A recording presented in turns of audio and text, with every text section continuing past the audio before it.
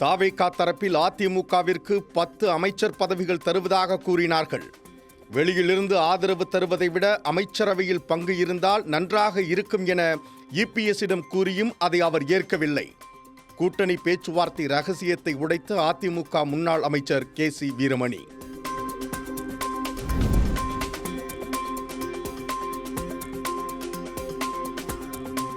அதிமுக சட்டமன்ற உறுப்பினர்களுக்கு தாவேகா அமைச்சரவையில் இடம் தரக்கூடாது.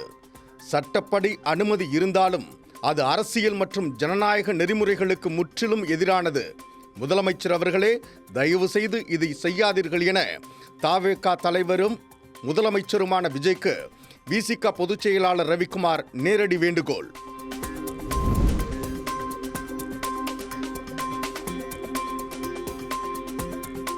சர்வதேச சந்தையில் கச்சா எண்ணெய் விலை மற்றும் மத்திய கிழக்கு நாடுகளின் போர் சூழலை காரணம் காட்டி பெட்ரோல், டீசல் விலை அதிரடியாக லிட்டருக்கு 3 ரூபாய் உயர்வு. அத்தியாவசிய பொருட்களின் விலை உயர்வு தங்களின் மாதாந்திர பட்ஜெட்டை நேரடியாக பாதிக்கும் என நடுத்தர மற்றும் எளிய மக்கள் வேதனை.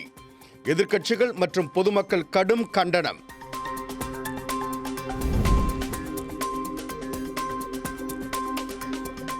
ஒன்றிய அரசின் பொதுத்துறை எண்ணெய் நிறுவனங்கள் பெட்ரோல் மற்றும் டீசல் விலையை லிட்டருக்கு 3 ரூபாய் உயர்த்தி இருப்பது ஒட்டுமொத்தமாக ஏற்றுக்கொள்ள முடியாத ஒன்று.